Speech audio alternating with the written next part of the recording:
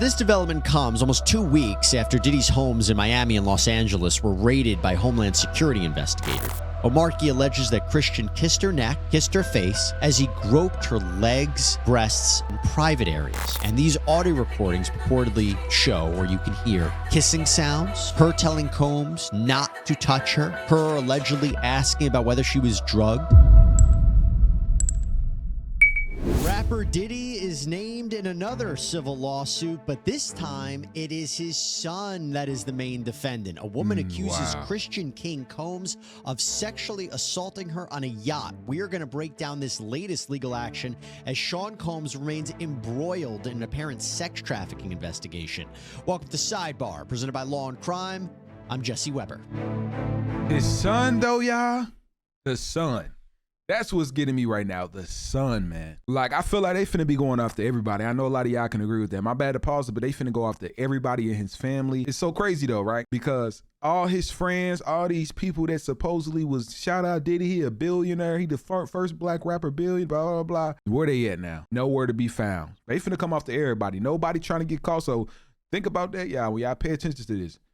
It's going to be so many people that go missing in his life because they don't want to be attached to what's going on. And the most messed up thing, I'd be surprised if they don't even try to bring his daughters into the situation, but that would be very distasteful.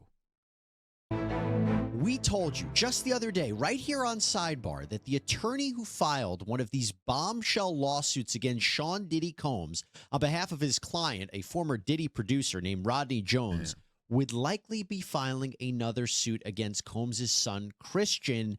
And that has just happened. Yes, in fact, the yacht incident, which we're going to get into, was mentioned in Jones's lawsuit against Diddy, with Jones claiming in the complaint that he had personal knowledge that Christian drugged and sexually assaulted a woman. And a footnote was included that a complaint would be forthcoming. Now, at the time, I was wondering if Jones would be the one suing Christian. After all, he already sued Christian's brother and Diddy's other son, Justin.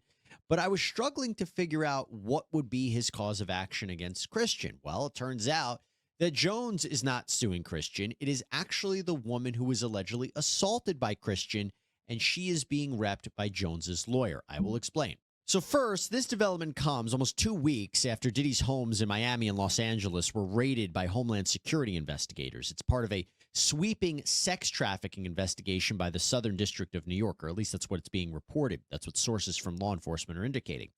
Now, Diddy's two sons, Justin and Christian, they were seen in handcuffs outside of that LA home during the raid. They weren't under arrest. They were merely detained while officers were assessing the situation and going into the home. But Diddy, Justin, and Christian, they have all been named in these very big lawsuits. But remember, that is civil. That is the civil arena. None of them have been arrested or charged with any crime related to this apparent criminal investigation. Facts. But our analysts here on Sidebar expect that at least one arrest will be coming soon. But now we fast forward to Thursday, when attorney Tyrone Blackburn, the man already representing Rodney Jones, filed a civil complaint on behalf of his client, Grace Omarky. I apologize if I'm mispronouncing her last name, but I believe it is Omarky. Grace Omarky in Los Angeles Superior Court, accusing 26-year-old Christian Combs of drugging her and sexually assaulting her in December of 2022 when she was working in a charter boat in St. Martin. So according to the lawsuit, Omarky says that she had been working as a steward, providing food and drinks on that yacht for a 12-hour period. And she was 25 years old at the time. She believed that the trip would be a, quote, wholesome family excursion, but says it, quote, turned into a hedonistic environment, even describing rampant drug use among sex workers and celebrities who came on board. She believes that the alcohol on the yacht had been laced with drugs because she says women would have one drink and then almost immediately pass out or start falling over. This is, by the way, something that it was also alleged in Jones's lawsuit, that Combs would spike the drinks of different people. But focusing on Christian Combs, Omarky says that Christian Combs had been staying at a villa on the shore, but that he would come onto the yacht in the evening to party. And on December 28th, 2022, Christian reportedly arrived very intoxicated and then proceeded to pressure Omarky to take shots of tequila. She did. Christian allegedly tried to get her to drink more in the yacht's makeshift studio. O'Markey alleges that Christian kissed her neck, kissed her face, as he groped her legs, breasts, and private areas. O'Markey reportedly told Christian, quote, "Excuse me, you don't touch my legs like that. I'll move my legs where I want to. If I want to do this, then I will. You don't touch my legs like that." O'Markey then says that she told Christian she couldn't stay with him unless it was approved by a supervisor, all of whom she knew would be asleep at the time. So this was a way for her to get out of the situation. She claims that Christian said, "Who can I talk to? I'm going to say I requested you right now."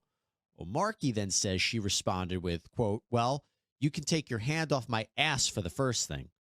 O'Markey says that she tried to go back to her work, but Christian found her again, wanted her to find him a place to sleep for the night. So she ended up taking him to the cinema room for the yacht, which doubled as a place for people to sleep. And she claims that is when Christian blocked her and groped her, took off his clothes, tried to force her to perform oral sex on him. She says that she was able to fight him off until someone came in. Now, the lawsuit goes on to say that O'Markey told the yacht captain what happened the very next day, but he didn't believe her, didn't do any sort of real investigation. She says the captain retaliated against her for months after the alleged assault before ultimately firing her in May of 2023.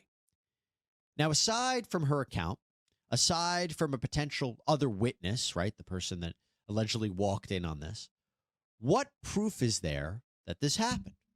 Well, she reportedly has photos of the bruises that she says were caused by this event with Christian Combs.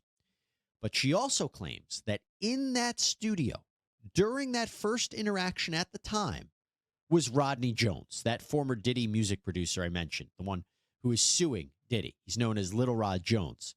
Remember, he had been basically living with Diddy while the two worked on his latest album. As we discussed on previous sidebars, Jones made multiple allegations against Diddy in his own lawsuit, saying that there was rampant drinking, drug use, sexual assault during Diddy's parties. He claims that he was groped by Diddy, that he was the victim of sex trafficking as he was forced to engage in sex acts with sex workers. He even claims that Diddy groomed him for homosexual sex and facilitated for him to be sexually abused by actor Cuba Gooding Jr. He also claims that there are hours of audio and video footage documenting Diddy's alleged crimes and misconduct. And according to Miss O'Markey, Jones taped this event with her. Yes, the lawsuit provides transcripts of audio recordings, and these audio recordings purportedly show, or you can hear, kissing sounds, her telling Combs not to touch her, her allegedly asking about whether she was drugged. Now, we haven't heard these tapes here on Law and Crime yet, but if they are what they purport to be, that is a huge piece of evidence. And remember, when we're talking a civil case, when we're talking lawsuits, the burden of proof is much lower than a criminal case. It's just preponderance of the evidence, more likely than not that this happened. So the civil suit accuses Christian of assault, battery, sexual assault, and intentional infliction of emotional distress. They're a big part of this lawsuit. She goes into the mental anguish that she has gone through, the emotional harm that she has suffered as a result of that. That's important in order to prove damages. And by the way, she is claiming unspecified damages, so she hasn't put a number amount on it. But Diddy, let's go back to him. He is also named as a defendant. He is accused of aiding and abetting Christian's behavior, as well as having premises liability because he was the leaseholder of the yacht. Now, premises liability means that you have a duty to keep people on your property safe from injuries. We actually saw a lot of that same kind of theory in the Jones lawsuit when he was talking about this shooting that happened at Chalice Studios, and the owners and occupiers of that studio should just be as responsible as the people who allegedly engaged in that shooting that he was present for. Now, by the way, not sure if these new allegations could play a role in a future federal criminal prosecution of Combs. We're talking so much about the investigation into them. It could be that this is just an isolated incident here and could not be part of a sex trafficking charge. Although I do wonder if this Christian Combs incident or alleged incident could be part of a potential RICO or racketeering charge. As I mentioned on a previous sidebar, when I laid out potential charges that Diddy could face, if we are talking about conspiracy to violate the RICO statute, RICO organized crime, that's what I'm talking about here, that there was a criminal enterprise. To prove that, you would need to show that there was an agreement to break the law, there was an agreement to have this criminal enterprise, and that there were steps or overt acts that were taken in furtherance of that criminal enterprise. Overt acts don't even have to be crimes. They could just be events. They could be things that happen. So could this be an example of an overt act? Could this be an overt act to further this enterprise of illegal sex and power? I'm not sure. So how I feel about this so far, yeah, I'll just take a little break. We almost done with this, right? But I got to give my honest input in on it. It's sad to see all of this stuff go on. You get what I'm saying? Like, it's like one of them things that you don't want to believe, but I'm not going to lie. When Shorty said she had evidence, because I was going to say, like, it must be difficult being in a position like them and being around women or men, whatever their preference of choice is, and trying to be aggressive to an extent or to a point. Like, it's only so much that you can do, and there's only so much that you can say, because it's too much media presence. There's too much going on between this entire situation for anything that happens on the opposite end from father and son. If there's any evidence, hardcore evidence that come out, they're going to end up turning it into a RICO, because it's starting to look like a professional. Like it's almost like they have an LLC in the business. For a lot of people that don't know what a RICO is, it's basically like organized crime in a way with an intent. Like I said, there's only so much I can say, and I don't want to ever take nothing away from victims. You get what I'm saying? Like everybody is innocent until proven guilty. So I don't want to start picking sides, because it's going to come down to a standpoint to where evidence is going to be brought into the table. Could be a stretch. Yes. Just something that came to my mind. Allegedly. Now, Miss O'Markey, her attorney, Tyrone Blackburn, said after this lawsuit was filed, quote, "Like father, like son, it gives us no joy or pleasure in filing this suit against Christian Combs, who has clearly adopted his father's pattern and practice of depravity. So far, there has been no response from Christian or his attorney at the time of this lawsuit. But a little side note about Tyrone Blackburn, the attorney representing Miss O'Markey and Mr. Jones. United States District Court Judge for the Southern District of New York, Denise Coate, had some very harsh words for Mr. Blackburn and has even submitted a referral to the New York Federal Court Grievance Committee, claiming issues with Blackburn in 5 cases. In her order, she writes, quote, "Significant resources have been spent by judges of the court and defendants named in actions he has filed to address glaring deficiencies in his filings. A referral to this court's grievance committee is warranted." Judge Coate goes on to write, quote, "A reasonable inference from Blackburn's pattern of behavior is that he improperly files cases in federal court to garner media attention, embarrass defendants with salacious allegations, and pressure defendants to settle quickly." She goes on to write, "Indeed, his submissions to this court have been rife with disturbing allegations against the defendants and defense counsel."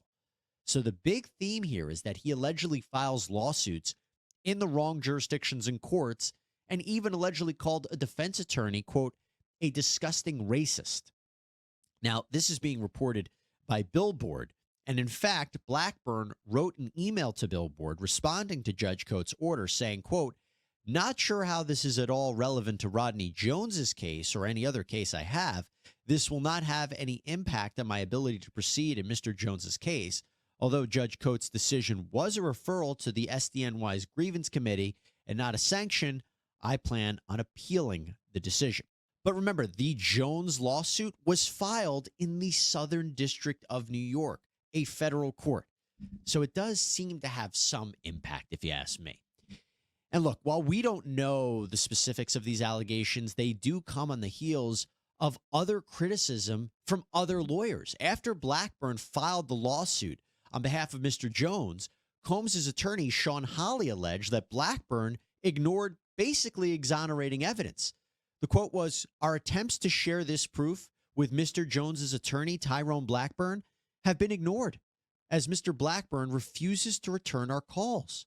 Holly goes on to say, "We will address these outlandish allegations in court and take all appropriate action against those who make them." Then the attorneys from Universal Music Group, one of the defendants who are also being sued by Rodney Jones for their alleged participation and facilitation of the abuse and trafficking claimed by Jones, they argued that the claims were so, quote, offensively false that one of these attorneys, Donald Zakarin, wrote, "A license to practice law is a privilege. Mr. Blackburn, plaintiff's lawyer, has misused that license to self-promote, gratuitously, falsely, and recklessly accusing the UMG defendants of criminal behavior." So a lot of back and forth that we're seeing right here. And again, to be clear, everything that Diddy and his sons are facing are accusations. They haven't even been criminally charged. These are civil lawsuits. There has been no finding by a judge or a jury that they are liable at this point. Having said all of that, this is a very significant development, and we will see where it goes next. Everybody is innocent until proven guilty. A lot of people think just because it's posted all over the media, a lot of people will fabricate clickbait. I don't even know how to get into just the detail of the extent to deceive somebody, and a lot of the times the media can put together, let's say, a case and make it believable throughout social media to every type of outlet when that's really not even the case. You know what I'm saying? Like Homeland Security came and went through everything. Like when Homeland Security get involved with stuff, it's a total different level. And I just don't think that they would just rave for no reason. You know what I'm saying? Like it had to be plenty of people outside of social media that came to talk about this one person in general. The last time something like that happened was with the Epstein situation. And if you notice, they still haven't released those documents as far as the list of everybody that's on there. I try to look the other way and be somewhat, neutral of this entire thing that's going on at the moment with him and just the entire case in general. But when things like this go on, it's almost no denying what could have potentially went on.